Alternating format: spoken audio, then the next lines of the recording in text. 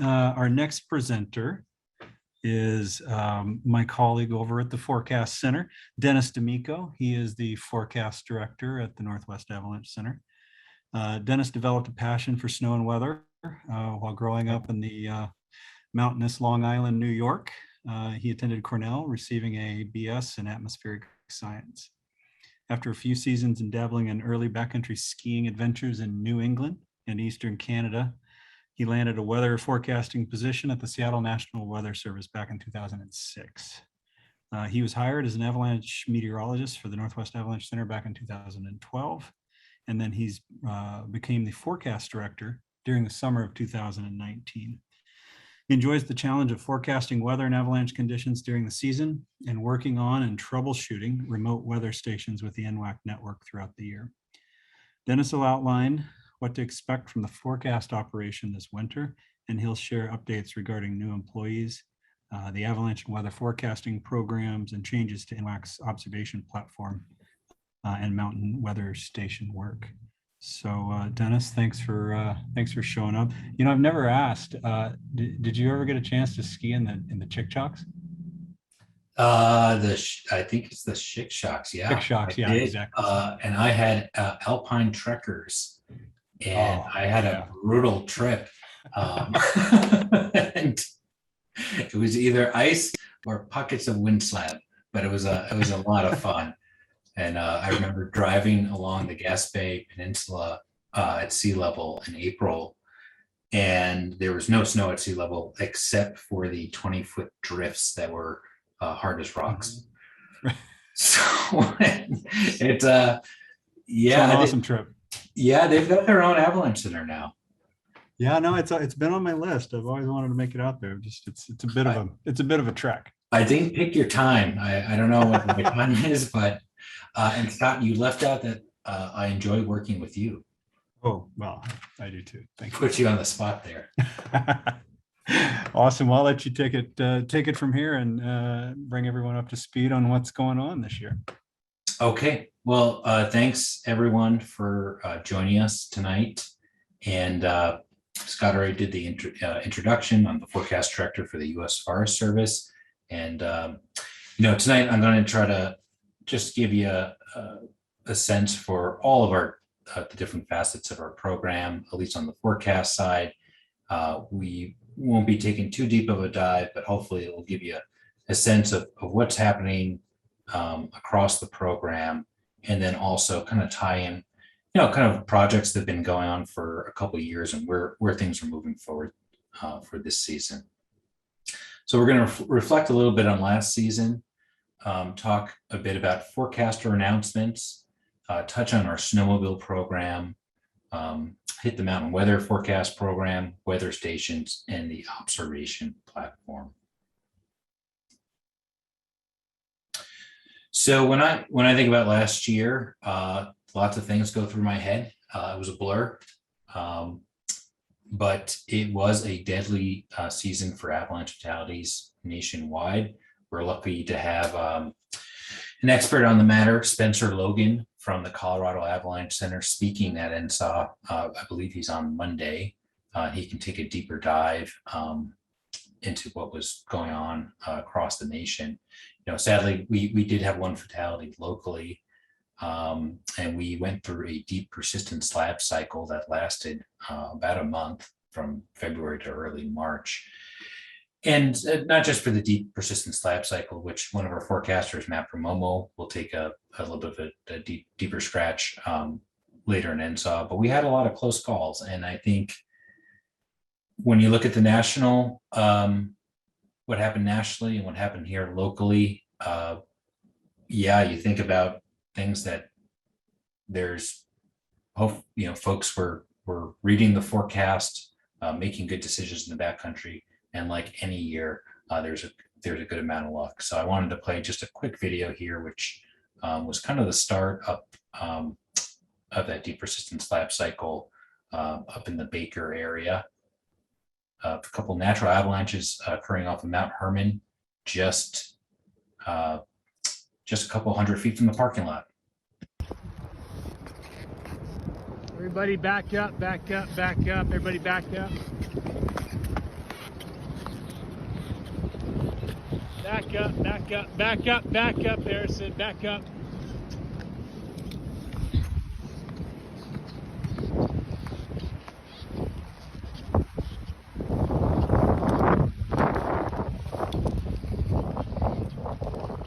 Holy.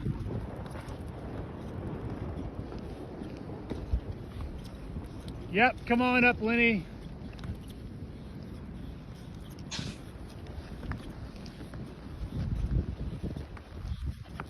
Come on up, Lenny.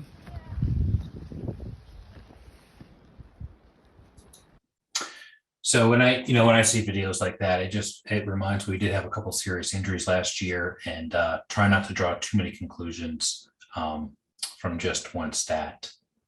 And then Sarah, this was a really great lead in about backcountry use.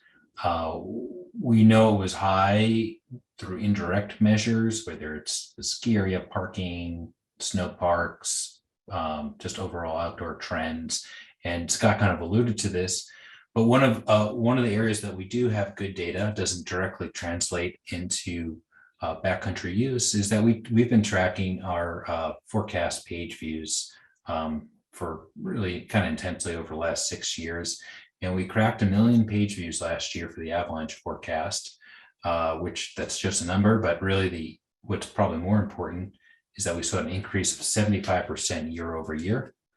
And that was pretty impressive when that came in. We thought the products were being heavily used, but to actually see that sort of jump and to put it into perspective, to take a step back, we've been growing 10 to 20% a year for our Avalanche forecast usage over the last 4 years. So this was well outside the bounds of what we've been seeing. So, how much did our new website and forecast design play into that? How much of the difference of year to year as far as snow quality, season's length, etc. All these things play a role, but certainly a good indicator of increased backcountry interest and use. So just flipping ahead, I'm just going to check in briefly about COVID and NWAC ops for this year. We're just going to roll with the punches. I think like most of you listening, we were able to have 240 field days last year during what will likely been stricter COVID protocols. We're just going to roll with the latest guidelines, try to minimize large in-person meetings when unnecessary, and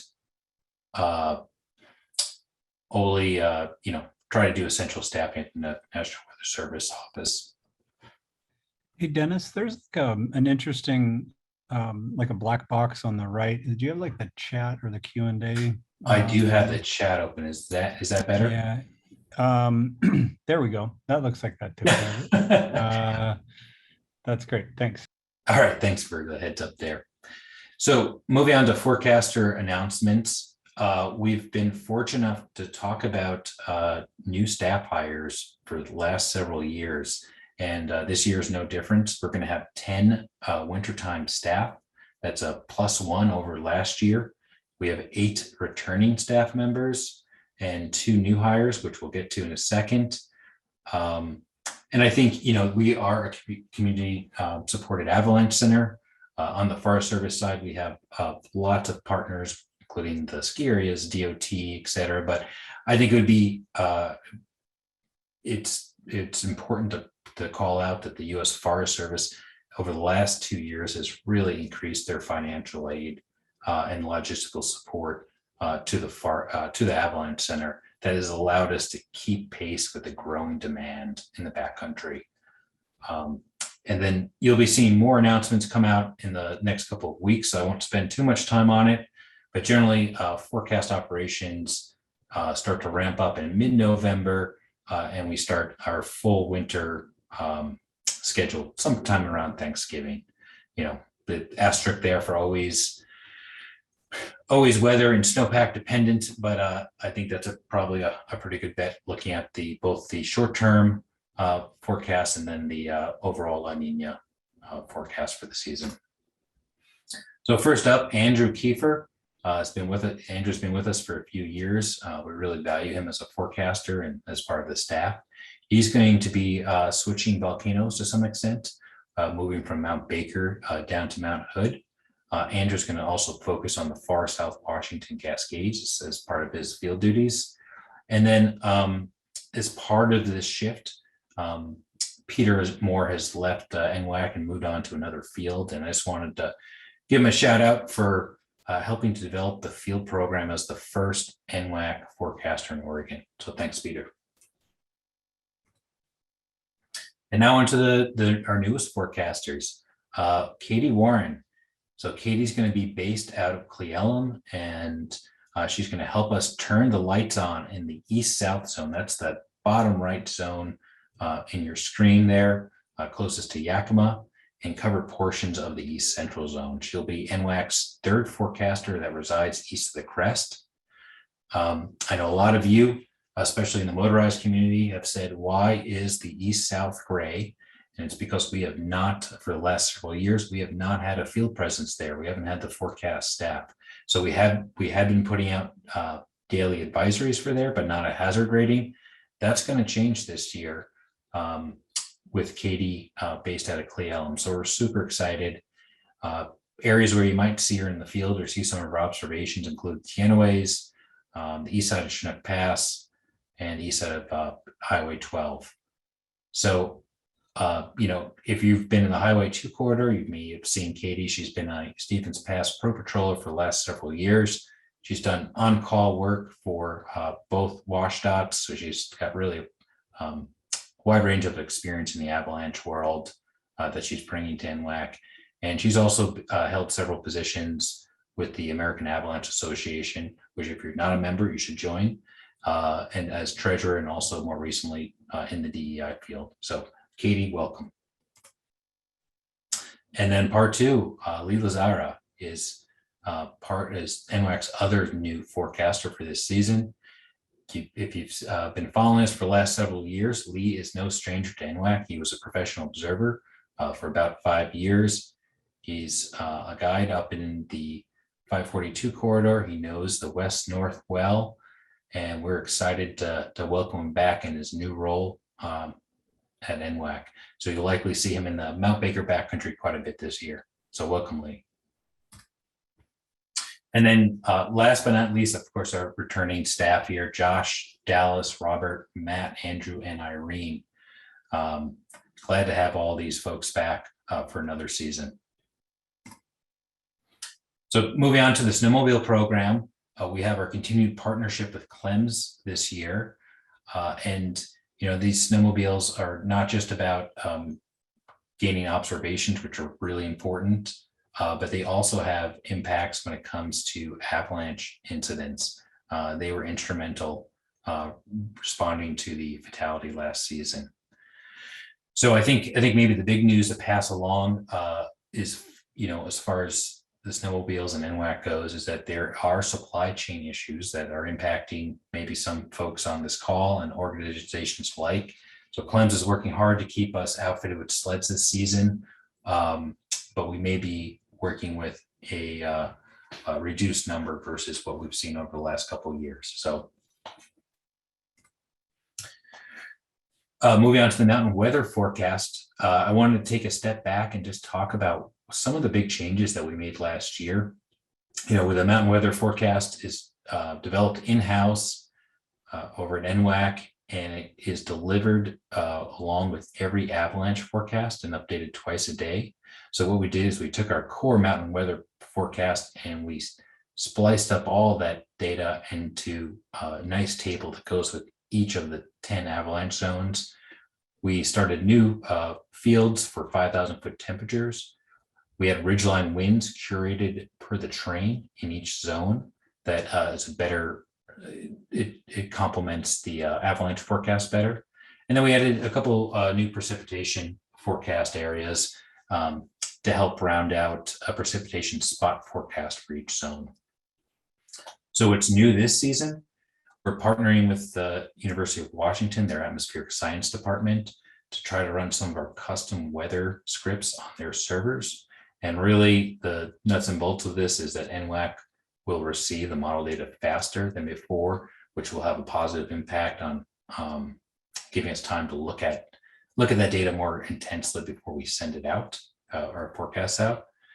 And then Matt Promomo, one of our longtime forecasters here, is going to be training on the weather desk this fall. He actually started this week, and we'll look to kind of ease Matt in some point during the mid-season. You'll likely see his name with other forecasters' name as he expands his skill set. We're excited to have him on the weather side as well.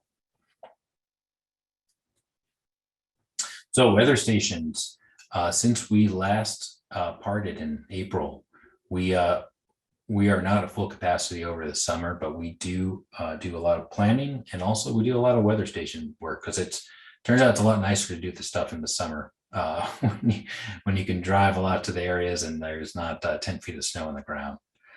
So just since last spring, we've had about 400 hours of staff time dedicated to weather station programming, repair on site, remote troubleshooting, restocked our inventory for the upcoming winter. And then in your lower left, you're looking at 2 snow depth sensors, and we are running real-time sensor comparisons as we try to think about where are we going for the future with what sort of weather station equipment, how do we standardize the fleet. There's a lot of planning that happens both on the short term and then on a multi-year scale. So, and I would just point out too, for any of our Mount Hood listeners, we just had Andy and Garth both featured in pictures here on a multi-day trip down to Mount Hood, and they were able to take care of quite a bit down there, both at Timberline and Mount Hood Meadows. So I thought I'd just give everyone a little bit of a window into how weather stations, besides giving us data for recreation, for our forecast, they can have some real world impacts as well. Over the last year, we've upgraded 6 of our weather stations to cell modems. We've got a total network. And, you know, if it's Paradise or Stevens Pass, you know, every year storms come in, phone lines go down. And just when you want the weather station data the most, because it's hard to access, that's when you can't, that's when the weather station's out. So we had a couple upgrades in the Stevens Pass area this year. That's where that photo from the bottom left is from, in January. And before the spigot really turned on in February, these modems were in place, and they held while the phone lines went down over some pretty epic storm cycles and avalanche cycles. So, you know, this is a technology that we're stepping into. Certainly cell coverage is a big part of it, but we're working with our partners, whether it's the DOT or the ski areas, to find ways to keep the data flowing. Moving to our observation platform. So last year, NWAC launched a new observation platform, and all of you made it a huge success. We had about 1,400 observations come in, so much media, great photos. We nearly tripled the number of observations year over year. You exceeded our expectations. So thank you. Thanks for sharing what you saw. That makes a big difference. And we've got more updates on our observation platform built on last year. It's essentially a more powerful database. You're going to see enhanced table filters. You're able to slice and dice the data more easily. Many of you have been asking, we have been asking for a publicly viewable avalanche database. How can I access past avalanches without combing through past forecasts or reports or et cetera? It's now here, and this will be our database moving forward. We're going to have new avenues for other avalanche professionals to contribute to this database.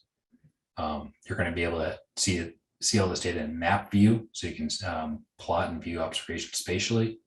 And finally, again, kind of less combing through social media and forecasts, and it's going to be easier for you to access recent photos and videos from throughout the year.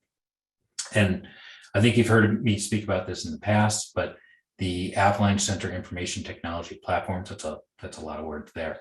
it's basically a collection of Avalanche centers. We're trying to make tools that we can share across several Avalanche centers, and we're splitting costs, and we are also making the experience more uniform as you switch. Maybe you're over in the Sawtooth or Sierras or whatever, and the point is you're getting a more consistent look and feel throughout so many of the different Avalanche centers. So finally, we're, Nick Baum's going to give you a little bit more on this, but we're waiting for La Nina again. And, this is always a fun picture. Sometimes the avalanches come to you right in the parking lot here. I'm at Baker. So thanks, everyone.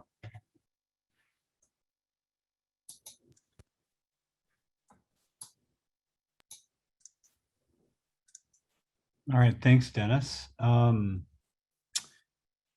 That's awesome. There's a couple questions coming in here. One from Jeff. Does NWAC work with any Avalanche researchers to incorporate new models for predictions, specifically in maritime climates? So that might be kind of a reference to the snowpack model. Mm-hmm.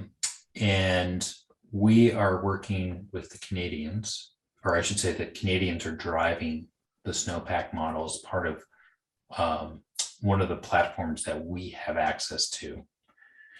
So there are high resolution mesoscale models that feed the weather portion of those equations that drive the snowpack model. And then there is also local research being done with the WRF model as well. That's outside of that, but we will get a taste with our center, I think this year, the snowpack model in real time will have access to that Canadian data set. Yeah, he's also asking, is that with the folks out at Simon Fraser University? Do you know? I don't know if they're the ones running it. I mean, I think it's Avalanche Canada. Avalanche Canada, yeah. Okay. I'm gonna lob this one at you, Dennis here. With the large increase in users, any chance you can justify carrying forecasts a little bit further into the spring? That's a great question. Oh, we're still on. Yeah, you're. I think our primary mission has been to deliver the best forecast during the wintertime, and we are approaching what we think is a full forecast app. We talked about turning the east-south zone on for this. So I think that's really where our efforts should have been, and they have been to that point. So we are aware of the high use that goes into the spring. And I think as we look on more of a probably 2 to 3 year time scale, that's where these things become more possible. So we're basically focusing on our core mission, our core time set here, and then we can start to look on to what sort of services can we provide longer into the year. We do have constraints with how long we can run our forecasters out into the spring, that sort of stuff. But without boring you with that, I think the important thing was to take care of what we should be doing during the winter. We're really moving towards that full staffing model.